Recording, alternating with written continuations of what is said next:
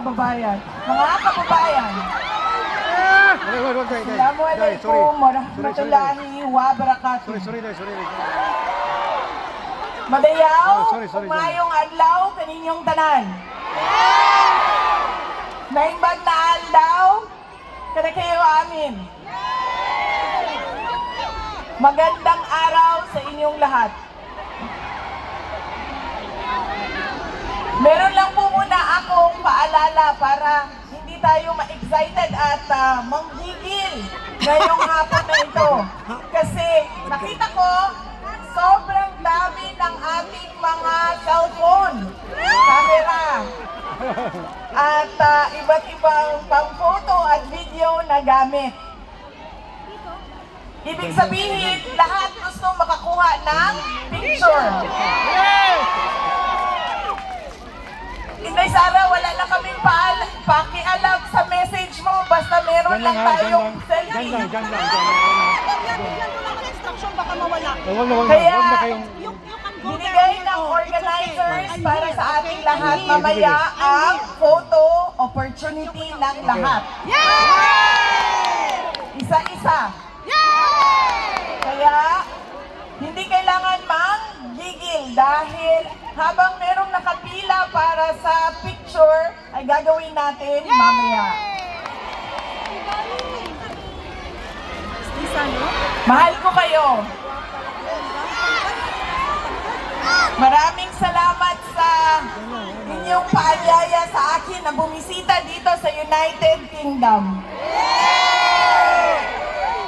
Ang susunod ko po ay yung munang ating pagdarasal at pakikiramay sa lahat ng mga kababayan natin doon sa Pilipinas na dumadaan sa hirap, may sakit, at mga biktima ng iba't ibang kalamidad na dumadaan taon-taon sa ating bayan. Tayo ay nakikiramay sa kanila at kailangan ipaabot natin ang ating moral support, kundi man financial support sa lahat ng mga biktima ng sakuna sa ating bayan.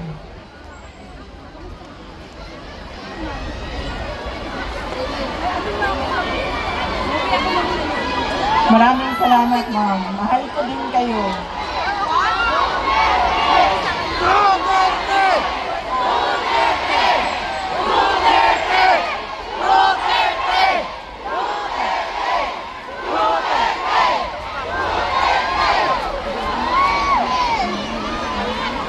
Unahin ko, mga pagpapasalamat. Una, ang pagpapasalamat natin sa Diyos. Kaya para sa araw na ito, na ibinigay niya sa atin para magtipon-tipon. Malayo man tayo sa ating bayan. Ang iba sa atin hindi na nakauwi ng Pilipinas. Pero binigay niya sa atin ngayon ang araw na ito para ang mga Pilipino magsama-sama at ipakita natin ang ating galit sa nangyayari sa ating bayan ngayon.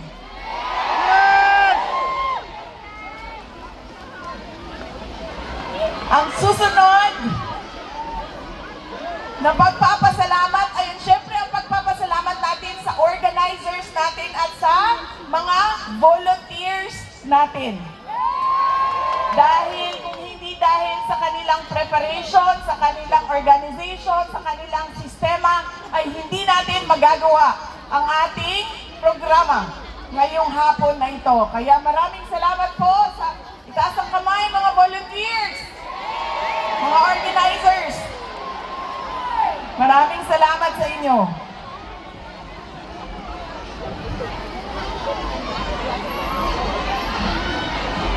Lahat tayo, ma'am, hindi ba yan? Lahat tayo hindi nakatanggap ng maleta.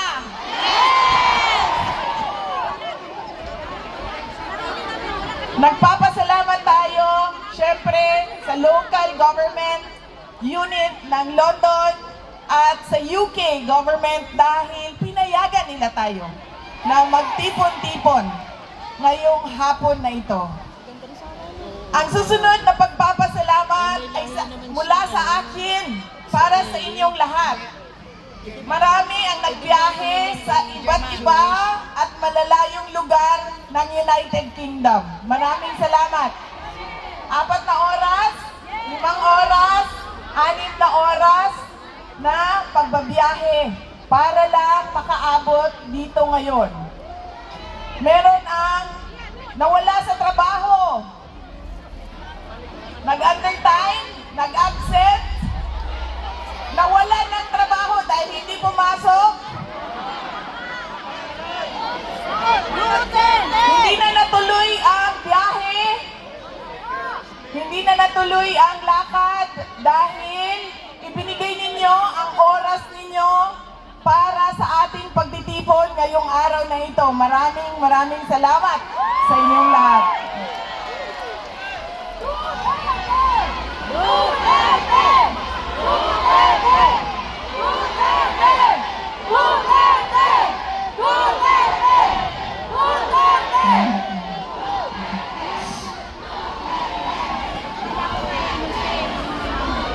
Marami ang na-hurt, nasasaktan kapag sinabi na bayad sila o bayaran sila o binayaran sila para pumunta dito. Pero babayaran ko kayo mamaya ng picture.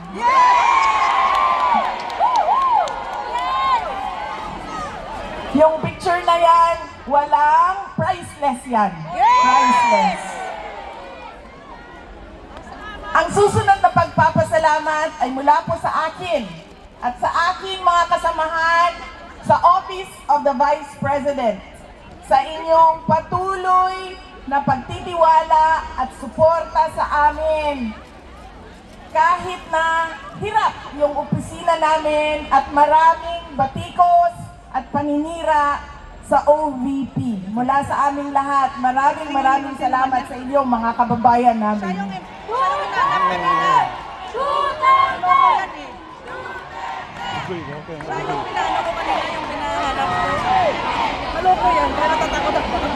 Ang susunod na pagpapasalamat, makikita ko po siya sa susunod na linggo. Mahal natin lahat at inaantay natin lahat ang kanyang paglabas at pag-uwi sa Pilipinas.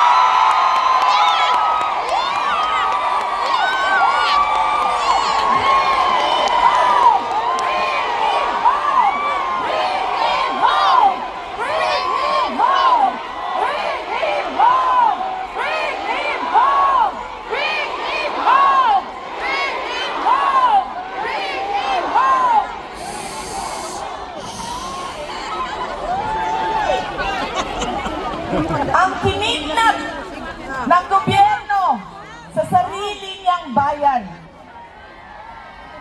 Lagi kapag kami ay nag-uusap, sinasabi niya na ipaabot sa inyong lahat ang kanyang pagpapasalamat, lalong-lalo na sa dasal ninyo na siya ay makabalik sa ating bayan. At ang kanyang pagpapasalamat sa patuloy ninyo na suporta sa kanya kahit hindi na siya Pangulo ng ating bayan. Dahil siya ang parating Pangulo ng ating mga puso. Pinapaabot niya lagi. Yes, ma'am. Hindi natin makakalimutan ang kanyang sakripisyo na ginawa para sa ating bayan. Pinapaabot niya ang pasalamat sa inyong lahat. Ang susunod na pagpapasalamat gikan sa amo ang pamilya. Ang pamilya Duterte. Dako kaayo mi og utang nga kabubud-on kaninyong tanan mga kaigsuonan namo. Sa higayon na ginahatag ninyo kanamo nga makaserbisyo sa ato ang nasod. Napakalaki ng utang na loob namin sa inyo mga kababayan sa pagkakataon na ibinibigay ninyo sa amin na makapaglingkod sa ating bayan. Alam ninyo, Ang lakas Ay, ano, ng ako, lubid, pamilya oh. namin. Wala pang lubid, Hindi patay na ako. galing sa posisyon namin sa syudad ng Davao. Dahil sobrang dami sa ating mga Pilipino ang merong iba't ibang posisyon. Barangay Kapitan, Purok Chairman, Konsihal, mga buhaya, Mayor, Governor. Sobrang dami ng merong posisyon. Hindi galing sa apelido. Dahil lahat naman tayo may pangalan, may apelido. Ang totoong lakas namin ay galing sa inyo. Nakikita ninyo ito? Ang pagtitipon natin ngayong hapon na ito ang lakas ng aming pamilya. Kaya nagpapasalamat kami sa inyong lahat dahil hindi ninyo kami iniiwan. Dahil mahal nyo ang Noong Pilipino. hindi pa Pangulo si President Duterte, nandiyan na yung suporta ninyo. Nung naging Pangulo siya, buong-buo ang suporta ng taong bayan. At ngayon, na walang-wala yung pamilya namin, ay nandyan pa rin kayo, mga kababayan namin. Maraming salamat sa inyong lahat. Daghang salamat kaninyong tanan. There you have it, ladies and gentlemen. The 15th Vice President of the Republic of Italy. Sir, pagpapasalamat pala ng sagot pa lang to. Bugoy na. Ay, susunod ay, may time limit tayo. Wala. Walang time limit, wala. Walang time limit. Bukas pa ako pupunta ng Hague. So, hanggang alas 12 tayo ngayon dito. Ang susunod na pag-uusapan natin ay ang pagmumukha ng isang adik.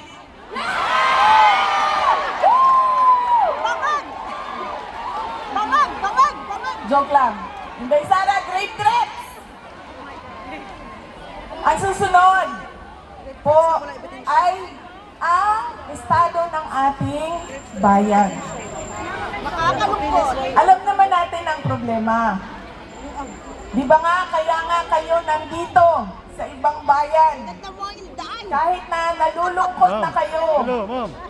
namingaw na mo sa inyong Ay, mga panawag mo lugar na kung tanan. asa mo gikan. Boss! Dahil Boss! maraming problema Balik ka. ang ating bayan. Hindi na natin pag-uusapan yung problema. Balik ka, balik. Ang pag-uusapan natin ay kung ano ba yung gusto natin makita, maramdaman sa ating bayan. Ako po ay naging mayor. Napakasimple ng gusto ng isang Pilipino. O, tapos na. Dahil hindi karamihan sa atin hindi naman pinanganak na mayaman. So ibig sabihin, ang gusto natin ay yung pinaka-simple na gusto ng isang ordinaryong mamamayan. Hindi, nagpalit ako ng ako. Makapag-aral na maayos ang ating mga anak Yes! na may dekalidad ang edukasyon. Ngunit, kung nakikita ninyo, karamihan ng ating mga kabataan ay nasa public schools. Ba't di ka mag-live? Pero ang antas ng kalidad ng ating mga paaralan at edukasyon ay kulang na Kita naman. kulang. Ma-zoom mo naman. Paano natin nalalaman yun? Dahil nakikita natin yung performance ng ating mga kabataan. Kung ikumpara natin sa average na performance ng ibang mga kabataan sa ibang lahi at sa kanilang grade o grado. Ang gusto natin, tayo ay makapagnegosyo, na hindi tayo nasa scam, na hindi tayo pinapahirapan ng local government unit sa mga requirements. Magnenegosyo ng maliit, napakalaki ng hingi.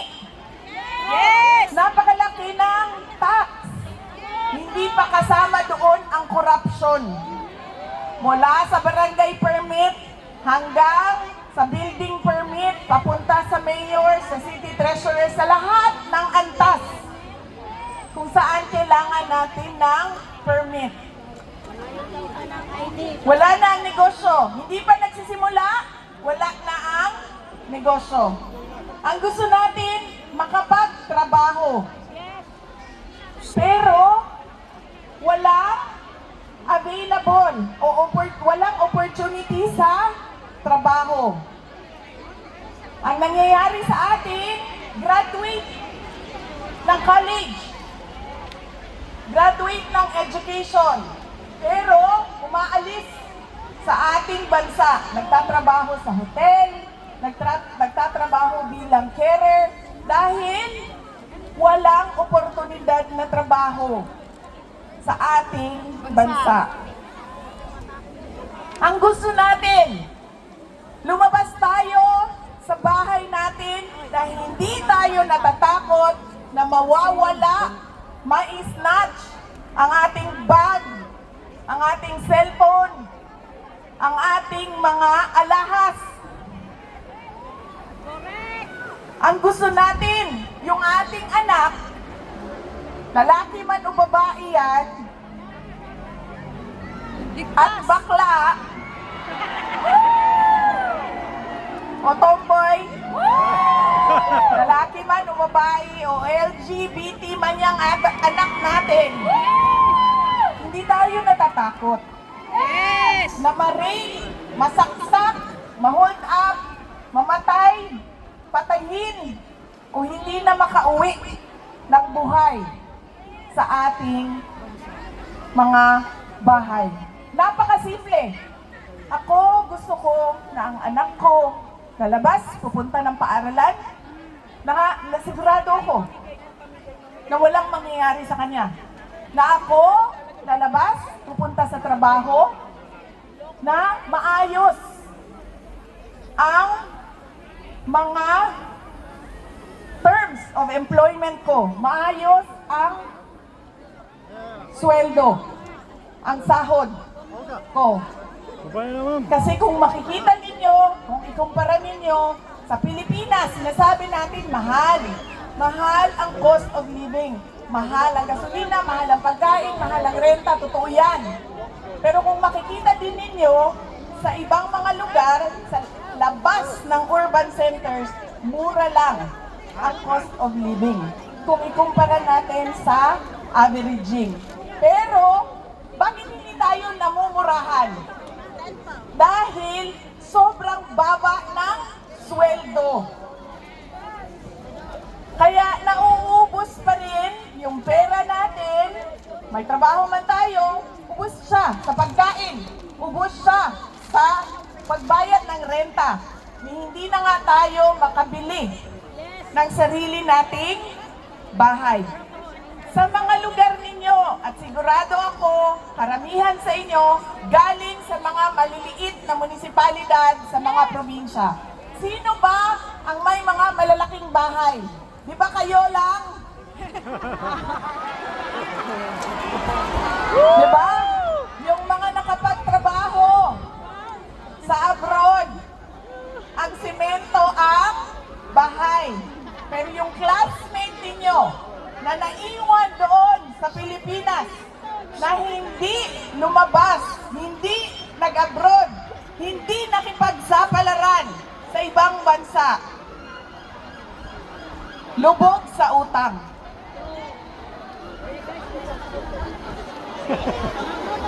Napakasimple ng gusto natin na makita sa ating bayan.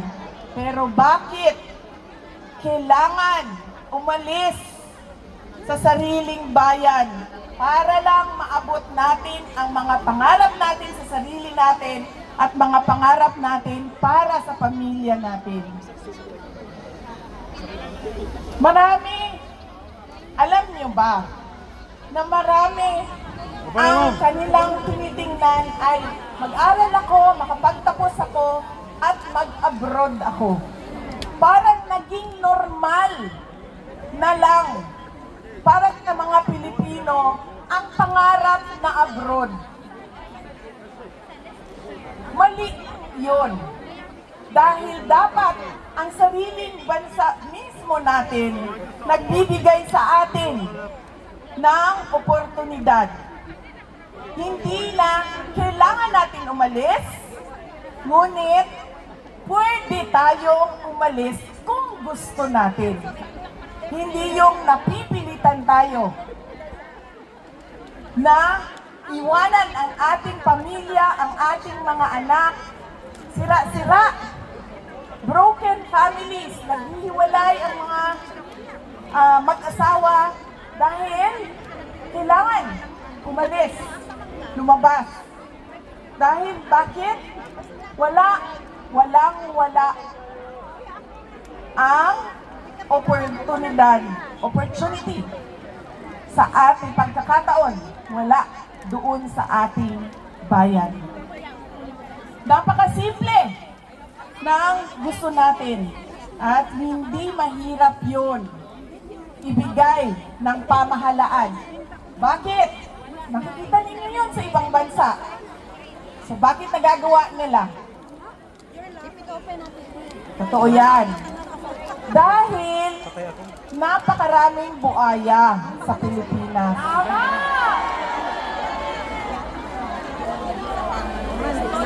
Hindi ko alam kung ano ang nagbago simula nung panahon ng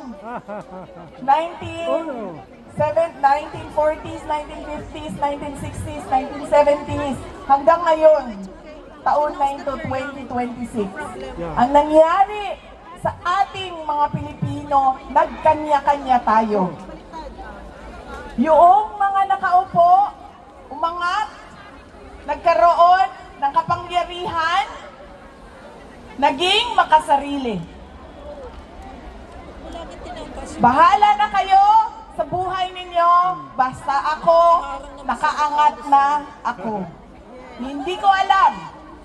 Hindi ako social worker, hindi ako sociologist. Hindi ko alam anong nangyari sa atin. At ang nangyari pa, kapag hindi ka sumama, sumabay, Kulong!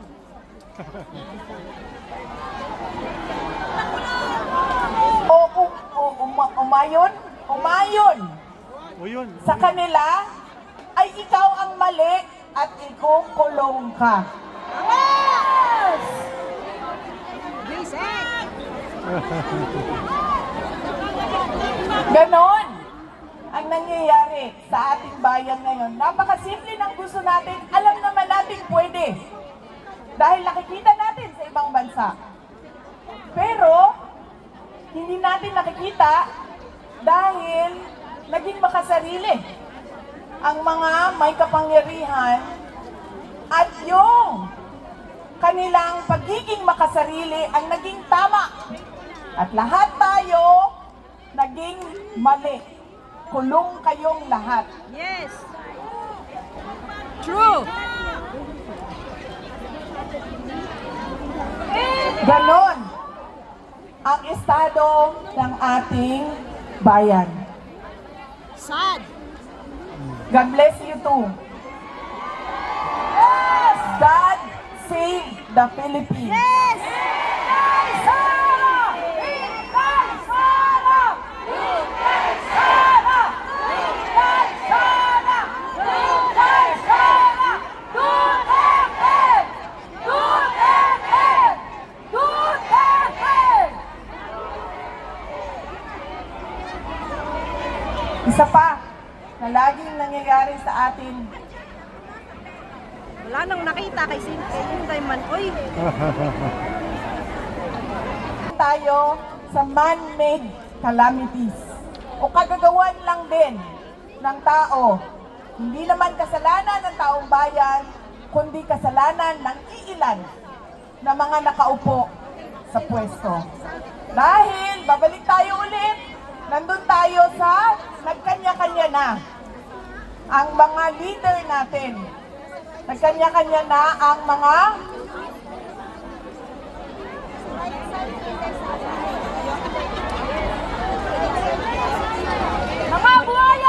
Philippine crocodiles. Crocs! Alam nyo, marami sa kanila, at alam niyo yan, marami sa kanila ang mga may bahay sa iba't ibang bansa. May bahay. Paborito nila sa Spain, sa Australia, sa Amerika, Paris, sa iba't ibang lugar kung saan may golden visa. Portugal. Napakadali para sa kanila na umalis ng Pilipinas kapag hindi na maganda ang sitwasyon. Pero paano kami na ayaw namin umalis ng Pilipinas? Paano yung mga pamilya ninyo na hindi makaalis ng Pilipinas? Iiwanan na lang tayo na magtiis sa kalat na ginawa ng ilang Pilipino lang na makasarili ang kanilang interes. Dahil wala silang pakialam kung anong mangyari sa ating bayan. Dahil napakadali para sa kanila. Ilang milyon, bilyon. At sinasabi ko sa inyo, darating ang 2027 budget, ubos na naman yan, sinasabi ko sa inyo. Walang tigil ang nakawan ng iilang mga Pilipino lang. Ngayon, hindi ko masagot kung bakit ganyan ang pag-uugali nila. Pero, ang pagkakaalam ko, ang mga Pilipino ay may pagmamahal sa bayan. Yes! Hindi tayo magpapatalo sa ilan na ang mahal nila ay ang sarili nilang balat. Mahal nila ang sarili nilang interes. Nagpapasalamat tayo lagi sa ating mga overseas Filipino workers at sa mga Filipino migrants. Dahil alam naman natin na ang dollars ninyo ang pinakamalaking remittance na pumapasok sa Pilipinas. Pounds po. Vitamin daw. Pounds! Ang mga mas malaki pa. Ang pounds ninyo na pumapasok sa ating bayan, yun yung nagbibigay ng malaking buffer reserves sa atin. Kaya nga, di ba, ang bagong bayani ay ang overseas Filipinos. Kaya napakalaki ng pagpapasalamat ng buong bansa sa inyong kontribusyon sa ating ekonomiya. At gusto naming malaman ninyong lahat na kami na nandoon sa Pilipinas, we truly appreciate your determination and hard work. Lalong-lalo na sa mga kapatid ninyo, pamangkin ninyo, nanay at tatay, mga magulang ninyo na sinusuportahan ninyo doon sa Pilipinas. Maraming salamat sa inyong pagmamahal sa inyong mga kapamilya at sa ating bayan.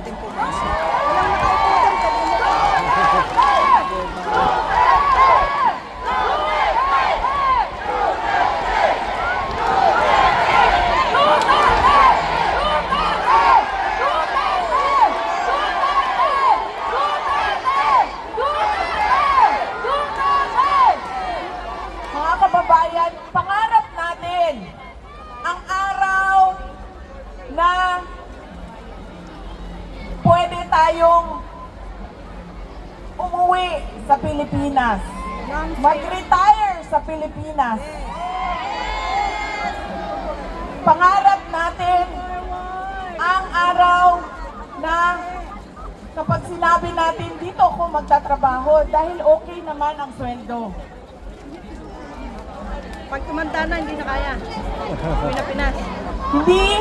Hindi ito trabaho ng isang tao lang, ng dalawang tao lang, kundi trabaho ito ng isang sambayanan.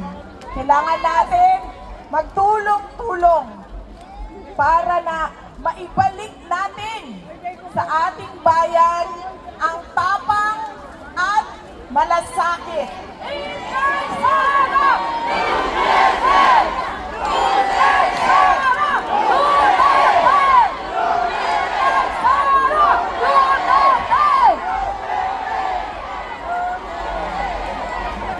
Ang tapang at malasakit na nakikita natin sa puso ng mga Pilipino na nawala. Hindi natin alam kung bakit. Pero dapat alalahanin natin na ang bayan natin ay para sa ating mga anak. Yes. Dahil ano ba ang edad nating lahat na nandito ngayon? Wala na, matanda na tayo. Wala na. 60, 70, Talagang malakas. ilang taon na lang ang naiiwan sa atin. 20 years, 25 years. Pero ilang taon ang naiiwan para sa ating mga anak? 50, 70 years. Ibig sabihin, dapat paniguraduhin natin na 70 years from now, mas maganda, maayos, malakas, dunay kalambuan, dunay kalinaw ang atuang nasod para sa ating mga anak. Ano po yun? Ayaw natin na 70 years from now, ang ating mga anak ay tulad ng ating mga overseas Filipinos ngayon. 16 hours nagtatrabaho para lang pasuportahan ang pamilya na naiwan sa Pilipinas. Mga kababayan, ibalik natin ang tapang at malasakit. Hindi siya trabaho ng isang tao lang. Trabaho natin yan para sa ating mga anak, mga apo. Mga kababayan, ang lahat ng ginagawa natin ay para sa Diyos, sa bayan, at sa bawat pamilyang Pilipino. Syukran.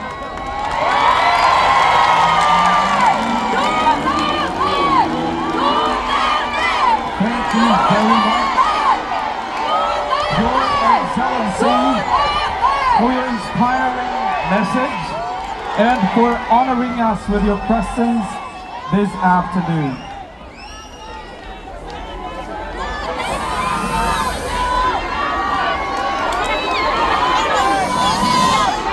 Sir, makaganda mo! Once again, thank you very much, Your Excellency, for your inspiring message and for honoring us with your presence this afternoon. We shall now proceed with our photo opportunity and fellowship. But there's one thing we'd like to request from all of you. Can we expect you all, okay, to follow the instructions? Okay lang ba?